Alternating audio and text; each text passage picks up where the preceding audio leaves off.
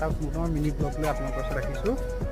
আজি আমি আহিছোঁ নুমলীগড়ত অৱস্থিত দেওপাহাৰত। কাৰ্বি জনজাতীয় লোকসকলে দেওপাহাৰৰ নামকৰণ কৰিছিল কাৰণ জনজাতীয় ভাষাত দেও মানে শিৱক বুজায় আৰু ইতিহাসৰ মতে এই ঠাইডোখৰক জৰাসন্ধ পাহাৰ হিচাপেও জনা যায়, কিয়নো কোৱা যায় যে জৰাসন্ধ আৰু শ্ৰীকৃষ্ণৰ যুদ্ধ হওঁতে জৰাসন্ধই ইয়াতে আহি নিজৰ বাহৰ পাতিছিল।